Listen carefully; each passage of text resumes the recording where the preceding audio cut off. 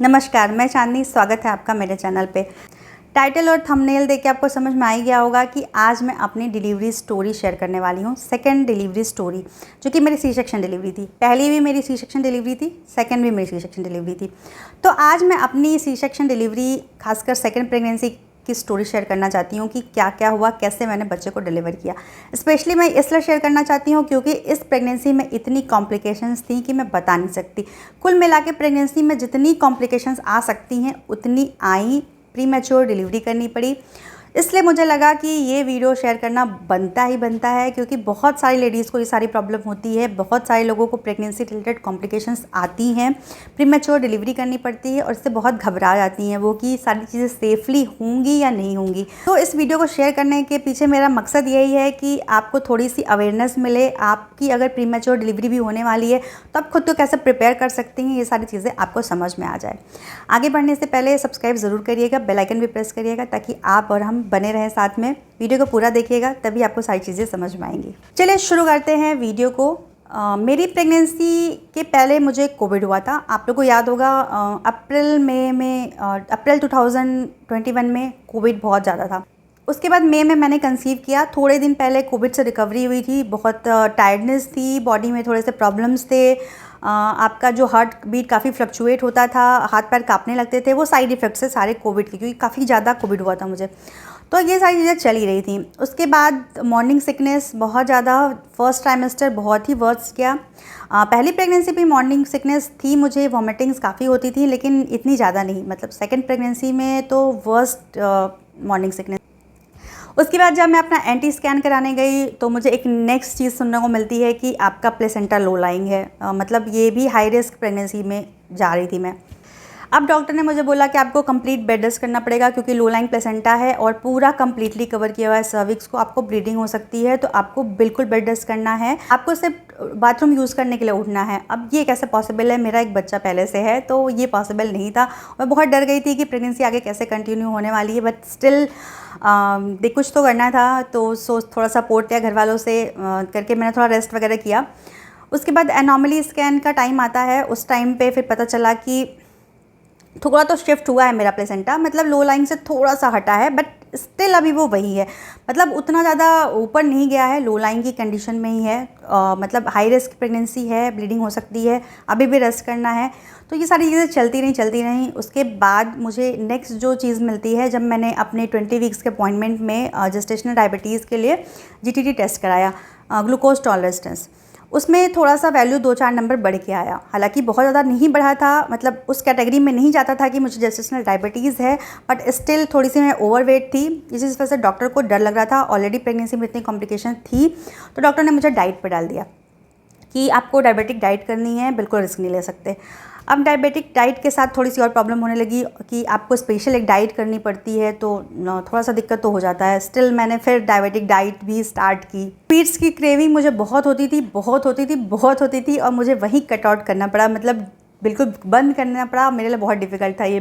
मुझे अपनी दोनों प्रेगनेंसीज़ में मीठा खाने का बहुत मन करता था। जनरली मैं उतना मीठा नहीं खाती हूँ, लेकिन प्रेगनेंसी में पता नहीं क्या होता था कि इतनी क्रेविंग्स बढ़ जाती थी। मे भी ये हो सकता है, यही रीज़न हो कि थोड़ा सा जो मेरी वैल्यू बढ़ी आई थी जीटीटी की, उस वजह से बढ़ी हुई हो। उसके बाद लगभग 24 वीक्स के आसपास मुझे बॉडी में इचिंग की प्रॉब्लम शुरू हो गई। काफ़ी इचिंग होने लगी, हाथों में, पैरों में, तलवों में, खासकर रात में काफ़ी इचिंग होती थी। तो मैंने भी आप लोगों की तरह गूगल किया, यूट्यूब देखा, जैसे अभी आप लोग मेरी वीडियो देख रहे होंगे अपनी किसी प्रॉब्लम को लेके, मैंने भी वही किया।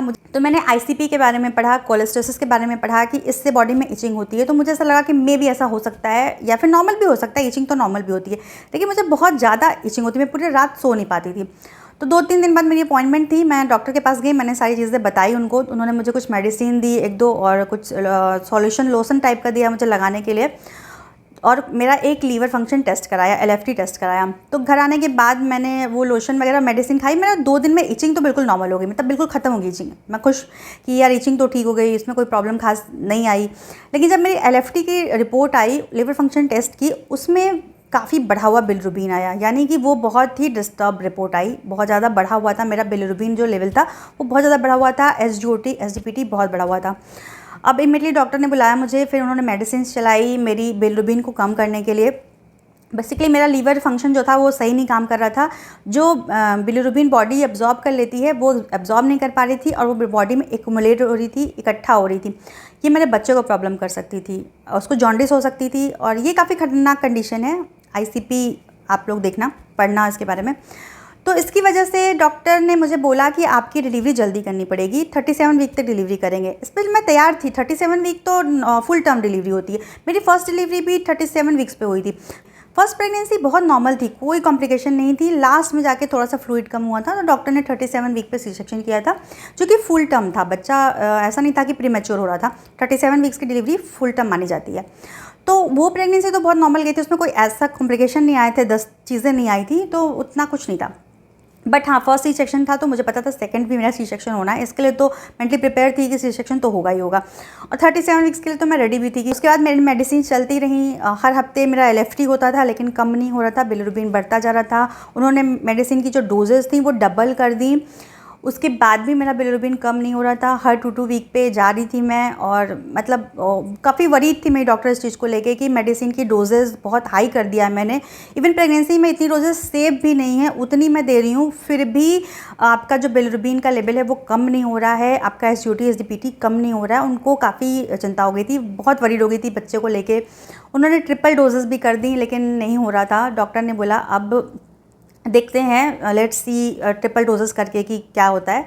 ऐसे करते करते मेरा 35 वीक्स लगभग होने वाला था, 2 या 3 दिन बचे हुए थे 35 वीक कंप्लीट होने में। मैं अपॉइंटमेंट के लिए गई, मेरी अपॉइंटमेंट थी, मैंने अपॉइंटमेंट के लिए गई। एक दिन पहले मैंने LFT कराया था, उसमें मेरा बिलिरुबिन और शूट अप हो गया था और बढ़ गया था, मतलब बहुत डेंजरसली ऊपर चला गया था। मैं जाती हूँ, डॉक्टर मेरा अल्ट्रासाउंड करके देखती हैं और कहती हैं ठीक है, 37 वीक पे प्लान करते हैं सी सेक्शन के लिए। उसके बाद जब वो मेरा LFT रिपोर्ट देखती हैं तो बिल्कुल हवाइयाँ उड़ जाती हैं, कहती हैं नहीं हम अभी डिलीवरी करेंगे, 37 वीक का वेट नहीं कर सकते हैं, हम कल परसों में डिलीवरी करेंगे। आई एम नॉट प्रिपेयर, मतलब मैं प्रिपेयर नहीं थी। हम ही हस्बैंड वाइफ साथ में थे, मेरा एक बच्चा था, घर से भी कोई नहीं था हमारे साथ सपोर्ट के लिए। और अचानक से आप अपॉइंटमेंट के लिए जा रहे हो, डॉक्टर कहती है कल आपकी डिलीवरी करेंगे। मतलब ये थोड़ा सा अजीब लगता है, आप परेशान हो जाते हो। नहीं, अभी प्रीमेच्योर बच्चा है, मुझे लग रहा था 35 वीक पे डिलीवरी कराना सेफ़ नहीं होगा, बच्चे के लिए सेफ़ नहीं है। ऑब्वियस सी बात है कि बच्चा प्रीमेच्योर होगा तो इशू हो सकता है। घबरा गई मैं बहुत ज़्यादा। हस्बैंड से बोला, उन्होंने बोला कि क्या कर सकते हैं अगर उनको ऐसा लग रहा है। मैंने कई बार पूछा डॉक्टर से कि 1-2 वीक और वेट कर सकते हैं, उन्होंने कहा नहीं। मैंने दोबारा पूछा मैम क्या ऐसे पॉसिबल है कि हम थोड़ा वेट कर लें, डॉक्टर ने फिर कहा नहीं। मैंने फिर पूछा कि क्या हम वेट कर सकते हैं, डॉक्टर ने पूछा नहीं बिल्कुल वेट नहीं कर सकते हैं, अब तुम अपने रिस्क पे वेट करना चाहो तो तुम्हारी मर्जी। अब ये चीज़ तो अगर डॉक्टर बोले तो आप तो नहीं कर सकते कि यार। उस टाइम लगभग न्यू ईयर का टाइम आने वाला था, दिसंबर का लास्ट चल रहा था। 29 दिसंबर को, मुझे एग्जैक्ट डेट याद है कि 29 दिसंबर को मेरी अपॉइंटमेंट थी। मैं डॉक्टर के पास गई थी, उन्होंने मुझे बोला कल तुम एडमिट हो जाओ, 30th को एडमिट हो जाओ, डिलीवरी हम 1 जनवरी को करेंगे, न्यू ईयर वाले दिन करेंगे, लेकिन 2 दिन पहले हम स्टेरॉइड देंगे। स्टेरॉइड जनरली इसलिए दी जाती है अगर आपकी प्रीमेच्योर डिलीवरी हो रही तो बच्चे को लंग्स को मैच्योर करने के लिए दी जाती है, ताकि अगर बर्थ के बाद बच्चा बाहर आए तो उसको ब्रीदिंग में डिफ़िकल्टी ना हो। आपको पता है कि फुल टर्म तक जब तक बच्चा नहीं चला जाता उसका लंग उतना मैच्योर नहीं होता है। तो अगर प्रीमेच्योर डिलीवरी करनी पड़ती है किसी केस में तो डॉक्टर स्टेरॉइड्स देते हैं उस इंजेक्शन के थ्रू, जिससे बच्चे का जो लंग है वो मैच्योर हो जाए, उसको ब्रीदिंग में कोई डिफ़िकल्टी ना आए। जल्दी मैंने फ़ोन किया, घर पे सबको बुलाया कि डिलीवरी करने के लिए कह रहे हैं, इतना सडन इमरजेंसी में आए सब भागते भागते। उसके बाद फिर मैं 30th ऑफ दिसंबर को एडमिट हुई। उस दिन रात में मेरी फ़र्स्ट डोज़ मुझे दी गई स्टेरॉइड की। उसके बाद 31st को मेरी सेकेंड डोज़ दी गई स्टेरॉइड की। फर्स्ट के लिए मेरा सी सेक्शन प्लान था। इस टाइम पे सारी मॉनिटरिंग वगैरह चल रही थी, आपका NST टेस्ट वगैरह कि बच्चे की हार्ट बीट सही चल रही है नहीं चल रही है। 1 जनवरी का दिन आता है, मेरा उस दिन का सी सेक्शन शेड्यूल था। उसके एक दिन पहले अचानक से क्या हुआ कि जो NST टेस्ट हो रहा था उसमें बच्चे की हार्ट बीट उनको नहीं सुनाई दे रही थी, वो बहुत लो चल रही थी। उनको बहुत डर लग गया था कि ऐसा क्या हो रहा है। तो उनको ऐसा लगा कि यार ऐसा तो नहीं कि हमें पहले सी सेक्शन करना पड़ेगा। स्टिल वो वेट कर रही थी कि मेरा 35 वीक्स हो जाए, क्योंकि 31 दिसंबर को मेरा 35 वीक कंप्लीट हो रहा था। तो वो वेट करना चाह रही थी कि 35 हो जाए, उसके अगले दिन ही हम डिलीवरी करें, उसके पहले मेरी डॉक्टर नहीं करना चाह रही थी। और उनको लग रहा था कि स्टेरॉइड की कम से कम 2 डोजेज़ लग जाएँ, जिससे कि बच्चे को कॉम्प्लिकेशन आगे चल के ज़्यादा ना हो। अब स्टेरॉइड देने के बाद क्या हुआ कि मेरा ब्लड शुगर जो बहुत शूट अप हो गया। अब स्टेरॉइड के ये साइड इफेक्ट होता है कि आपका जो ब्लड शुगर है वो बढ़ सकता है, तो वो कंटिन्यूस मॉनिटरिंग करते हैं। मैं काफ़ी जिद कर रही थी कि आप मुझे इंजेक्शन देकर घर भेज दो, फिर मैं 1 तारीख को आ जाऊँगी और मैं डिलीवरी करा लूँगी, लेकिन डॉक्टर ने कहा नहीं, कॉम्प्लिकेशन हो जाती है स्टेरॉइड देने के बाद, कभी कभी ब्लड शुगर बढ़ जाता है और आप घर पर नहीं देख पाओगे, आप घर पर अपने बच्चे की भी मॉनिटरिंग नहीं कर पाओगे। तो मतलब मैं एडमिट हुई, लेकिन बड़ा बेमन से कि 2 दिन पहले ही एडमिट होना पड़ रहा है। तो उसके बाद मुझे इंसुलिन के इंजेक्शन भी दिए जाने लगे ताकि जो ब्लड शुगर है वो थोड़ा ठीक हो जाए। बहुत सारी चीज़ें आ रही थी, मैं बहुत परेशान हो गई थी, लिटरली मैं बहुत परेशान हो गई थी कि इतनी कॉम्प्लिकेशन क्यों आ रही हैं, सारी चीज़ें आ रही हैं। मतलब कुल मिला के मैं जितनी कंडीशंस के बारे में दूर दूर तक सोच सकती हूँ सब आ गई इस प्रेगनेंसी में। मैं सब कुछ देख लिया मैंने, सब सुन लिया मैंने। अब लग रहा था बस डिलीवरी हो जाए, कैसे बच्चा निकल जाए, अब नेक्स्ट कोई कॉम्प्लिकेशन ना आए। उसके बाद 1 जैन का दिन आता है, मेरी सी सेक्शन जो था वो सुबह के लिए शेड्यूल था, बट वो लेट होता जाता है, 12 बज जाता है। अब वेट कर रहे होते हैं, सुबह से वेट कर रहे होते हैं, खाए पिए बिना यार अब हो जाए, और आपको वेट करना होता है यार, डिलीवरी होनी है, तो बड़ा वो टाइम जल्दी निकलता नहीं है कि ऑपरेशन थिएटर में जाना है, सी सेक्शन होना है। इतना डर होता है, इतना नर्वसनेस होता है, ऐसा लगता है कि पता नहीं क्या होने वाला है, सर्जरी होने वाली है, जबकि मेरा पहले सी सेक्शन हो चुका था। मुझे लग रहा था इस बार डर नहीं लगेगा, लेकिन ऐसा नहीं, उस बार भी उतना ही डर लग रहा था। मतलब ये मुझे लगता था कि एक बार सारी चीज़ों से गुजर चुके हो आप, तो अब दूसरी बार तो उतना नर्वस कोई होगा नहीं, मतलब वो तो नॉर्मल लगेगा, लेकिन ऐसा नहीं है। जितनी बार सर्जरी होती है उतनी बार वही हालत होती है, ऐसा लगता है कि अब मरने वाले हैं, अब तो कुछ हो नहीं सकता मेरा। और जब आप चेयर में बैठ के ऑपरेशन थिएटर में जाते हो ना, वो तो टाइम ऐसा होता है जैसा लगता है कि बस अब सबको बाय बोल दो, आप वापस नहीं आने वाले हो। बट ऐसा कुछ होता नहीं, मैं डरा नहीं हूँ, मतलब सब वापस आते हैं, बच्चे के साथ आते हैं, क्यूट सा बेबी लेके आते हैं। बट जो माइंड में चलता रहता है वो यही होता है कि आप एक बार इस ऑपरेशन थिएटर में घुस जाओगे तो आप बाहर नहीं आओगे। बजे के लगभग मुझे उन्होंने शिफ्ट किया प्री ऑपरेटिव में, वहाँ पर उनका प्रोसीजर वगैरह जो भी है, मतलब बीपी चेक करना, ये करना, आपके स्पाइन पे जहाँ पे एनेस्थीसिया दिया जाता है उसको क्लीन वगैरह करके वहाँ पे लोकल एनेस्थीसिया दे देते हैं, ताकि वहाँ का जो एरिया है वो सुन्न हो जाए, और जब डॉक्टर कैथेटर पास करें तो आपको ज़्यादा पेन ना हो। ये सारी चीज़ करने के बाद मेरे स्पाइन को क्लीन करके और एनेस्थीसिया देने के बाद फिर उन्होंने मुझे ओटी में शिफ्ट किया। तो ओटी में शिफ्ट करने के बाद इतने सारे लोग होते हैं वहाँ पर, इतने अटेंडेंट होते हैं, टेक्नीशियन होते हैं, एनेस्थीसिया के डॉक्टर होते हैं, नर्सेज होती हैं, आपके पीडियाट्रिक नर्सेज होती हैं, पीडिया के डॉक्टर होते हैं जो आपके बच्चे को अटेंड करेंगे, आपकी डॉक्टर होती हैं जो आपका सी सेक्शन करने वाली होती हैं। इतनी चीज़ें चल रही होती हैं, इतने इंस्ट्रूमेंट लगे होते हैं, आपके दोनों हाथ ऐसे बांध दिए जाते हैं, बिल्कुल एक उस पर लिटा के आपके दोनों हाथ होते हैं उनको कफ से बांध दिया जाता है, आपके आगे एक पर्दा कर दिया जाता है ताकि आप पेट के बाद जो चीज़ें वो देख ना सको। अब ये माहौल देख के ही हालत ख़राब हो जाती है, इतनी मशीनें बीप बीप बीप बीप कर रही होती हैं, आपको ऑक्सीजन मास्क लगा दिया जाए, आपके हाथ बंद दिया जाए, यहाँ भी आईवी फ्लूइड लगा दिया जाए, इधर भी आईवी फ्लूइड लगा दिया जाए, और इतने सारे लोग खड़े हों आपके आसपास और आपको सर्जरी करने के लिए, और साइड डिस्कशन कर रहा हूँ कि कौन सा एनेस्थीसिया देना है, कैसे करना है, तो बहुत सारी चीज़ें चल रही थी। स्पेशली मेरी सेकंड सी सेक्शन डिलीवरी थी, तो उनको थोड़ा सा टाइम लगने वाला था, तो डॉक्टर ये बात कर रही थी कि इनका टाइम लग सकता है, क्योंकि जब आपकी सेकंड डिलीवरी होती है सी सेक्शन की, तो उस पर डॉक्टर जो स्कार पहले से होता है, यानी आपकी जो पहले डिलीवरी में जहाँ कट लगा होता है उसको देख देख के डॉक्टर कट लगाती हैं, तो थोड़ा सा टाइम लग जाता है। तो वो डिस्कस कर रहे थे कि सेकेंड डिलीवरी है तो हमको कैसे प्रोसेस करना है। अब आपको डॉक्टर बिठाते हैं ऐसे पेट के बल आपके पीछे स्पाइन पे क्लीन करके, आपको वहाँ पे एनेस्थीसिया दे दिया जाता है, लेटने को कह दिया जाता है। मैं लेट गई और मैं वेट कर रही थी कि हाँ मुझे सेंसेशन चला जाए। डॉक्टर ने प्रोसीजर करना स्टार्ट कर दिया, मतलब वो चाकू छुरी उन्होंने उठा ली अपनी और मुझे ऐसा लग रहा था यार अभी तो मेरा पैर सुन्न ही नहीं हुआ है, मैं मतलब सेंसेशन फील कर रही हूँ अपने पैर में। फर्स्ट डिलीवरी के टाइम पे क्या हुआ था कि उन्होंने थोड़ा वेट किया था, उन्होंने मुझसे कहा कि अपने पैर लिफ्ट करो। मैंने जब अपना पैर लिफ्ट किया, जब मेरे पैर लिफ्ट नहीं हुए तो उन्होंने प्रोसेस स्टार्ट किया, लेकिन यहाँ तो अपने वो चाकू छुरी अपने औजार तलवार उठा के वो शुरू हो गए, और मुझे ऐसा लगा था मेरे पैर में सेंसेशन है। मैंने कहा मैम अभी मुझे सेंसेशन हो रहा है, तो उन्होंने कहा कि ऐसा नहीं, आपको ऐसा लग रहा है। मैंने कहा नहीं मुझे भी सेंसेशन हो रहा है। तो कह रहे हैं कि अभी तो हमने कुछ किया भी नहीं, आपको सेंसेशन हो रहा है, बस आपको ये देख के सेंसेशन हो रहा है। तो मैंने कहा कि नहीं हो रहा है, लेकिन मुझे नहीं हो रहा था, एक वहम हो जाता है आपको कि आपको पेन हो रहा है, बट ऐसा कुछ नहीं, वो जा चुका था। उसके बाद उन्होंने सी सेक्शन का प्रोसेस स्टार्ट किया, थोड़ा टाइम लगा, लिटरली मैं वेट कर रही थी कि 2-4 मिनट में अपने बच्चे की क्राई सुन लूँगी, लेकिन थोड़ा टाइम लगा। पहले डिलीवरी में क्या हुआ था, 2-3 मिनट के अंदर इन्होंने बच्चा निकाल दिया था, बच्चा रोता हुआ बाहर आ गया था। मेरा जो पहला बेटा था वो क्राई करना शुरू किया था, तो इतना मतलब जल्दी जल्दी हुआ था। इस बार मैं वेट कर रही थी कि 2-4 मिनट के अंदर ही ये लोग निकाल देने वाले मेरे बच्चे को, तो मेरी डिलीवरी हो जाएगी, लेकिन थोड़ा टाइम लगा क्योंकि स्कार पे ही कट करना होता है, तो वो देखते हैं, ढूंढते हैं कि कहाँ पे पहला स्कार है, कई लेयर्स होते हैं जिनको उनको कट करने होते हैं, थोड़ा टाइम लगा। फिर उन्होंने स्टार्ट बोला कि रेडी हो चांदनी, मैंने कहा यस। अब इसके अलावा ऑप्शन भी क्या है, रेडी तो होना ही पड़ेगा, बच्चे को पेट में तो रख नहीं सकता, निकालना तो पड़ेगा ही। उसके बाद उन्होंने बोला कि ठीक है हम निकालते हैं बेबी को।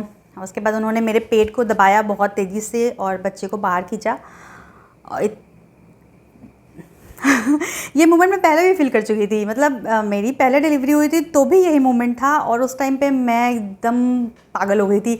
मतलब हैप्पीनेस जो होती है ना, मैं बयान नहीं कर सकती जब आप बच्चे को रोते हुए सुनते हो। मुझे लगा था इस बार मैं उतनी एक्साइटेड नहीं हुई होंगी, क्योंकि आप पहले जो चीज़ फील कर चुके हो तो उतना एक्साइटमेंट नहीं होता, लेकिन नहीं, फिर मेरे साथ वही था। मैं बिल्कुल ब्रेथलेस हो गई थी, बिल्कुल ऐसा लगा था मेरा दिमाग नहीं काम कर रहा है हैप्पीनेस के मारे। बस मैं स्माइल किए जा रही थी, मतलब ज़बरदस्ती स्माइल किए जा रही थी। जो एनेस्थीसिया के डॉक्टर मेरे पीछे खड़े थे वो कह रहे थे बेटा बस करो कितना मुस्कुराओगी। मतलब मैं कंट्रोल नहीं कर पा रही थी अपने स्माइल, वो खुशी, वो मतलब बच्चे को रोता, वो रो रहा है, मैं खुश थी एकदम, मतलब स्पीचलेस। आई एम स्पीचलेस कि मैं क्या फीलिंग होती है वो एक माँ ही बता सकती है जिसने बच्चा डिलीवर किया हो। वो फीलिंग वर्ड की बेस्ट फीलिंग होती है, उसको वर्ड्स में डिस्क्राइब करना पॉसिबल ही नहीं है। मतलब एक औरत की लाइफ का सबसे अच्छा मोमेंट अगर होता है वो वही होता है जब अपने बच्चे को पहली बार रोता हुआ देखती है, सुनती है, देखते तो नहीं है, वो पर्दा लगा दे रहते हैं। उसके बाद इमीडिएटली उन्होंने बच्चे को क्लीन किया, बोला डॉक्टर ने मुझे कि पहले चांदनी को दिखा दो। फिर उन्होंने मुझे दिखाया, बोला कि कॉन्ग्रेचुलेशन बेबी बॉय हुआ है। मैं थोड़ा सा डिसअपॉइंट हुई कि मेरा पहले एक बॉय था, तो इस टाइम मैं एक लड़की एक्सपेक्ट कर रही थी, गर्ल एक्सपेक्ट कर रही थी। हमने लड़कियों वाले नाम सोच रखे थे, सब कुछ लड़कियों वाला, कि एक लड़का है तो इस बार मेरे को बेबी गर्ल होनी चाहिए। तो थोड़ा सा लिटिल डिसअपॉइंटमेंट हुआ, बट कोई फ़र्क नहीं पड़ता उससे। ये बहुत अच्छी बात है कि आजकल हॉस्पिटल में आपके बच्चे की जो पिक्चर्स होती हैं वो क्लिक करके आपको दी जाती हैं, आप मेमोरी की तरह उसको रख सकते हो। वो इतना ब्यूटीफुल लगता है ना, जब मैं पिक्चर्स यहाँ पे अटैच करूँगी आप देखना, वो इतना रॉ होता है, इतना ब्यूटीफुल होता है ना। अपने बच्चे को जस्ट पेट से बाहर निकाला उस टाइम का मोमेंट, इवन जो अम्बिलिकल कॉर्ड था वो भी अटैच था, उन्होंने कट नहीं किया था, तब की वो पिक्चर्स हैं, वो मुझे इतना ब्यूटीफुल लगती है ना। यहाँ पे हॉस्पिटल्स में पार्टनर को अलाउड नहीं करते, फॉरेन में करते हैं। मुझे ऐसा लगता है यार वो बहुत ब्यूटीफुल होता है कि आपका पार्टनर आपके साथ हो इस प्रोसेस में, वो देखे, वो सारी चीज़ें समझे, आपके बच्चे को क्राई करते हुए पहली बार आपके हस्बैंड भी सुने, बट यहाँ पे अलाउड नहीं करते। डोंट नो क्या रीज़न है, कुछ हॉस्पिटल्स करते होंगे, इवन मेरे हॉस्पिटल ने भी कहा था, बट कोविड की वजह से फिर उन्होंने मना कर दिया कि हम नहीं अलाउ कर सकते हैं। और मैं सोच रही थी कि जैसे फ़ॉरेन में देते हैं बच्चे को तुरंत डिलीवरी के बाद माँ को दे देते हैं, वो दे देंगे। मैं वेट भी कर रही थी कि वो तुरंत देंगे, पहले बच्चे को भी नहीं दिया था इस, तो मुझे ऐसा लगा था इस बार शायद दे दें। में भी जैसे दिखाते हैं कि तुरंत डिलीवरी के बाद बच्चे को माँ को दे देते हैं, लेकिन नहीं दिया उन्होंने। उनको पहले थोड़ी सी चिंता थी क्योंकि बच्चा प्री मैच्योर था, 35 वीक्स पर डिलीवरी हुई थी, तो प्री मैच्योर डिलीवरी की होने की वजह से पहले वो बच्चे को चेक करना चाहते थे, वो टाइम नहीं वेस्ट करना चाहते थे। तो उन्होंने इमीडिएटली मेरे को बच्चे को दिखा के उसको NICU में लेके चले गए। अब मैं वरीड हो गई कि यार मतलब तुरंत वो भागा दौड़ी में लेके चलो NICU में वाला शोर आने लगा, तो वो बच्चे को मेरे NICU में लेके चले गए तुरंत। यहाँ पे मैं थोड़ा घबरा गई, मैंने पूछा, बार बार मैं पूछ रही हूँ नर्सेज से, डॉक्टर से, बच्चा ठीक है ना, ठीक है ना?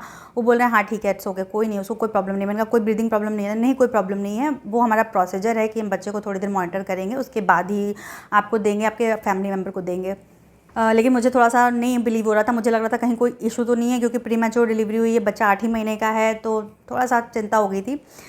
लेकिन ठीक है, उसके बाद उन्होंने स्टिचेस लगाए। डॉक्टर ने स्टिचेस लगाने में बहुत टाइम लगाया, क्योंकि जो पुराने स्कार होते हैं उसको कट करके वो न्यू स्टिचेस लगाते हैं, तो बहुत टाइम लगा। अब मुझे स्टिचेस में बहुत पेन भी हो रहा था। आई डोंट नो कि एनेस्थीसिया काम नहीं किया था उतना या क्या था। पहले डिलीवरी के टाइम पे मुझे स्टिचेस में भी कोई सेंसेशन नहीं था, कुछ भी फील नहीं हुआ था। बेसिकली मुझे अपनी पहली प्रेगनेंसी, पहली डिलीवरी में कुछ भी फील नहीं हुआ था, लेकिन इस बार जब स्टिचेस लग रहे थे तो मुझे काफ़ी थोड़ा सा पेन लग रहा था, ऐसा लग रहा था खींच रहे हैं कुछ, मतलब मुझे फील हो रहा था, थोड़ा डिस्कम्फर्ट हो रहा था। मैं सोचा जल्दी से हो जाए, जल्दी से हो जाए। वो लगभग 40 मिनट चला मेरा स्टिच लगाने का जो था। मैं अब परेशान हो गई थी क्योंकि थोड़ा सा सेंसेशन हो रहा था, मैं बोल भी नहीं पा रही थी कि मुझे लगेगा पता नहीं मैं बोलूँ तो उन लोगों को लगे यार मैं झूठ तो नहीं बोल रही हूँ कि मुझे पेन हो रहा है। अब डोंट नो वो क्या था, एनेस्थीसिया कम दिया गया था या मतलब मेरी बॉडी ने जल्दी काम करना शुरू कर दिया, पता नहीं।